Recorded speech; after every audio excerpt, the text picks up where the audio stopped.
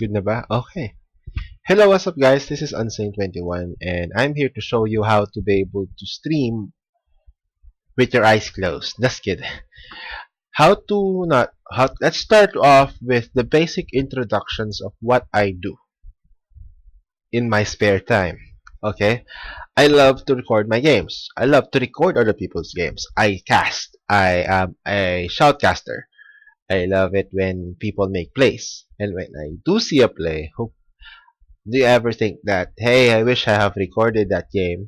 Let me think about it. Well, I didn't. So, I do that. So, I try to record all my games, at least, and play them. So, yun ang ginagawa ko.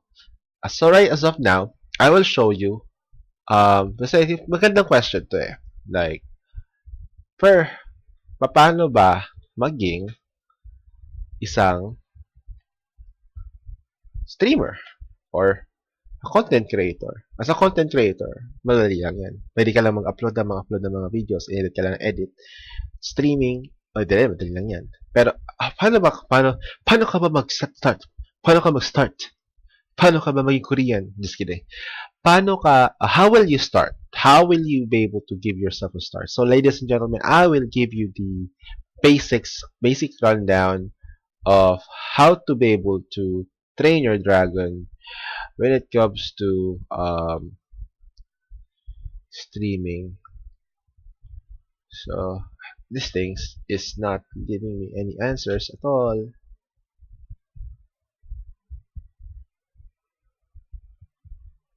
Okay,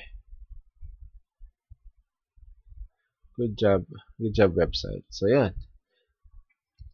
So okay.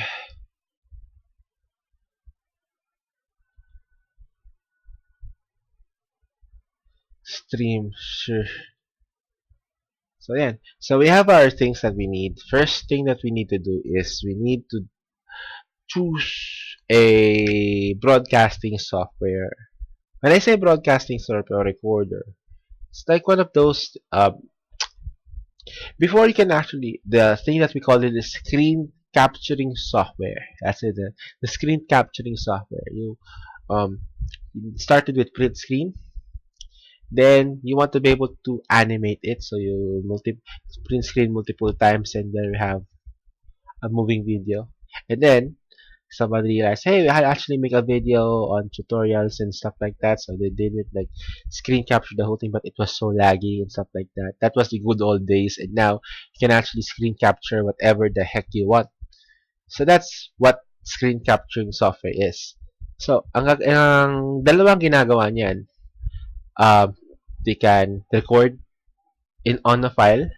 Okay, you can record your screen capture on the file, or it can stream it through YouTube, Twitch, Azubu, or kung ano man mga streaming servers or providers out there. Kung ano man yung mga yon. Whatever they are, wherever they are, as long as you choose which is better for you. The streamer, the beginner, the opportunist, so to speak. So yun ang gusto natin mangyari.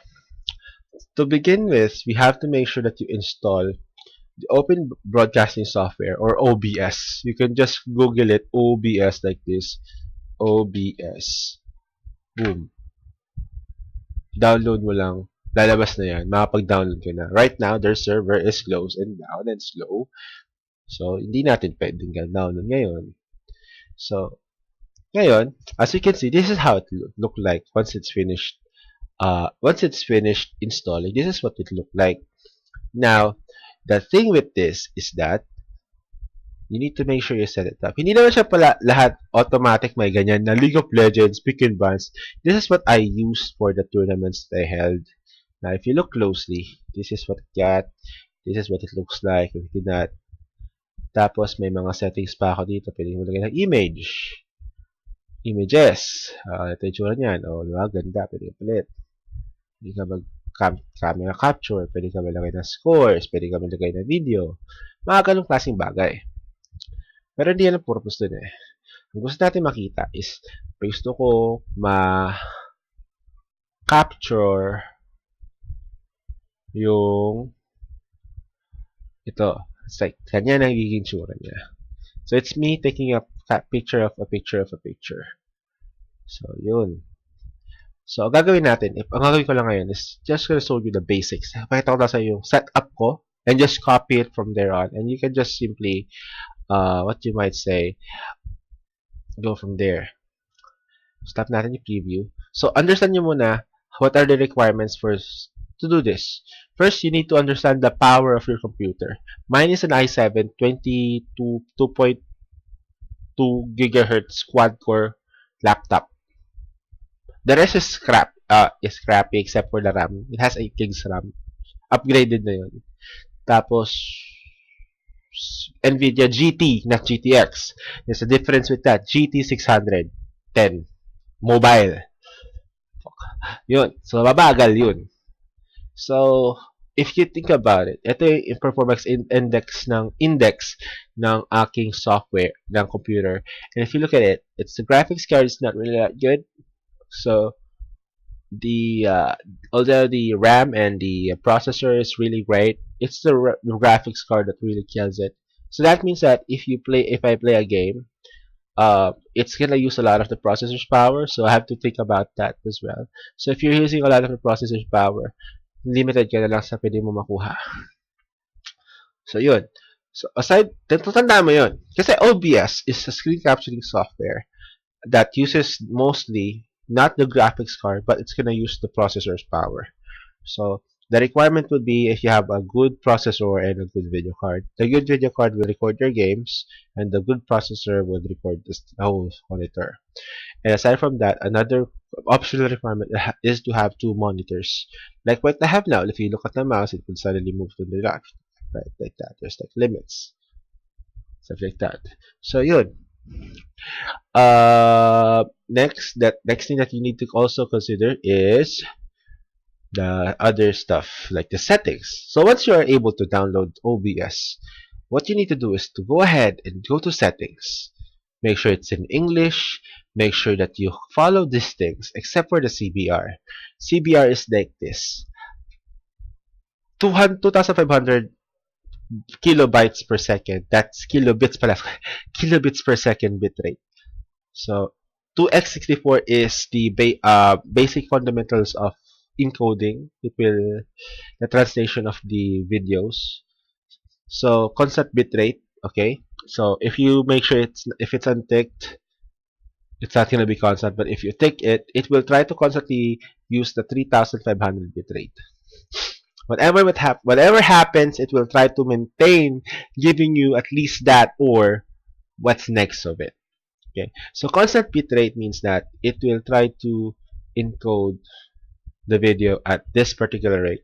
The more the merrier. However, there's a catch. There's a catch always. The file size gets bigger. So tandaan yun, the file size gets bigger. So dalawa affected nun. The bigger the file, maganda yung quality ng video, pero mabigat siya doon sa recordings. Malaki yung file niya masyado. At tapos, pag nag-upload ka sa stream, because you're gonna be uploading the whole stream, ang gagayari is that it's going to be somewhat like it's going to give you very slow connection. Yun. It's gonna give you like hindi siya laggy siya. It's gonna be so laggy. Wi-Fi na gamit mo na connection sa LAN sa network. Tapos ang bagal pa ng upload rate mo. Tapos ito pag ginamit mong bitrate, iba na yan. So if you're gonna be choosing the maximum bitrate, make sure that you understand the different types of bitrate, maximum bitrate that you have to choose. Mine right now is set up to calculate for 720p. Okay? So yun. Aside, as you can see right now, yun na makita mo ngayon, 720p. So, yun. So, if nakikita nyo to, just follow what you're seeing here. You'll be fine. If you have the setup like that, an i5 is okay. An i3, try to go lower to 2,500 like this. 2,500, okay? 2,500 po. O yan. Gusto mo na 720, but if you don't want mga 1,800, mga 480p na yan. So, okay na yan. Para sa akin, nasa setting na process to, set 350. So, maximum bitrate also requires you to have internet connection. Kung 1,000 Mbps ang connection mo, 800. Magtira ka ng para sa sarili mong upload. Okay? Kasi kung ano naman yung upload rate mo, yun. Try mo i-maximize. Or, for example, meron kang 300, 3 Mbps. Yan, 3 Mbps or 2,500 na upload rate. So, pwede na. Pwede ka na.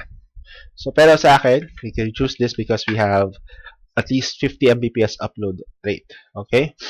As you can see here. So, para lang mapakita ko na sa inyo. Oh my god, I'm dying. So, right now, we are testing at PLDT. So, yan. Oh, shit.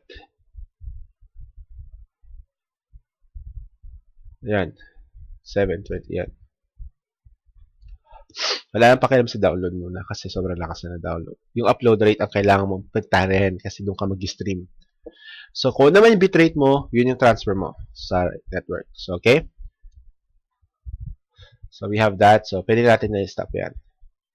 So, yun. Aside from that, yun yung kailangan mo lang tuunan ng pansin is kilobits per second. Well, kilobits per second rates mo. You can go as low as 1,000.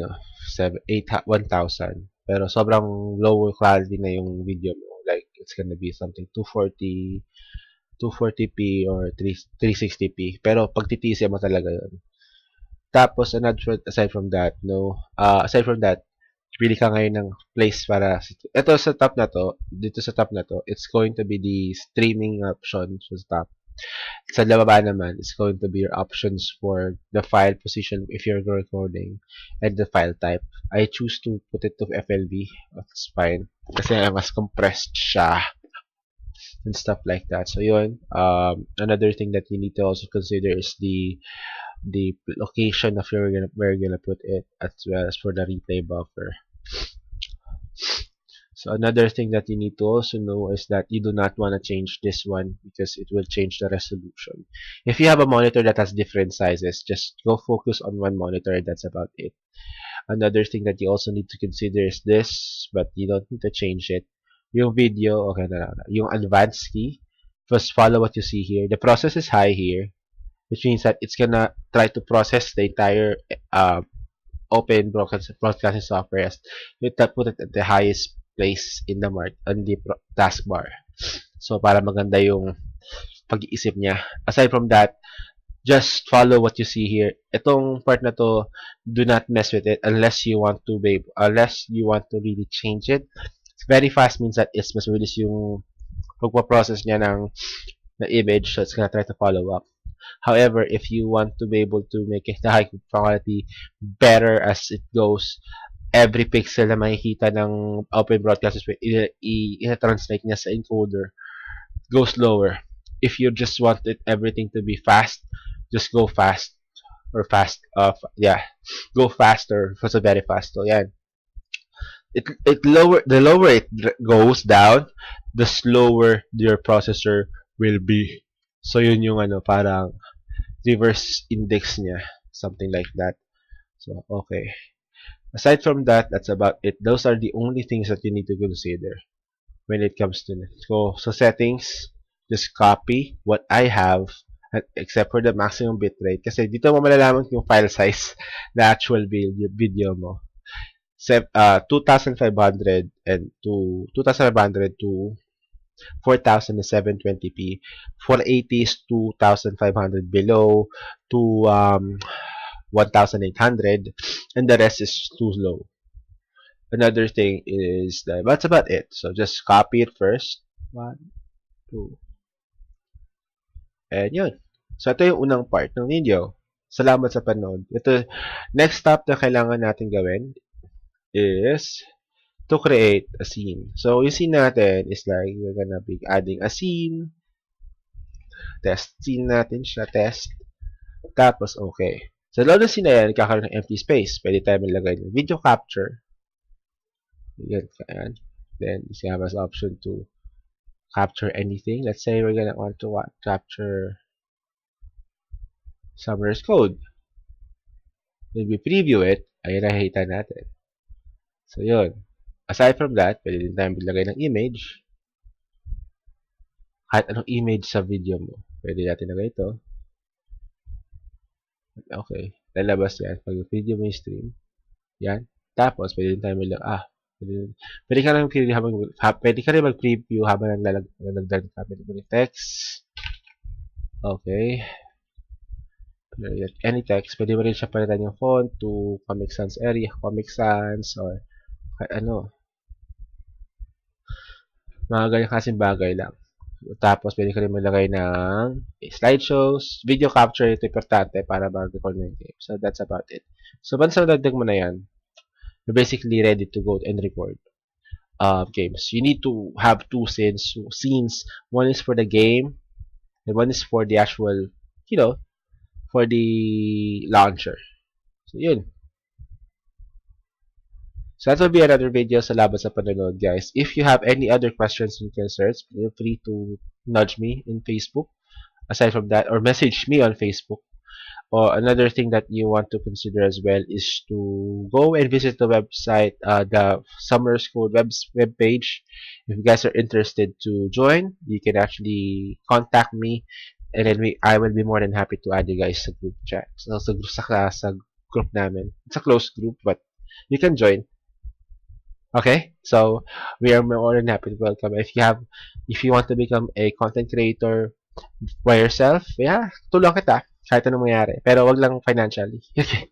Aside from that, yun lang ang kailangan ko sabihin. So, salamat sa panonood, and you guys have a good one. Have a good night.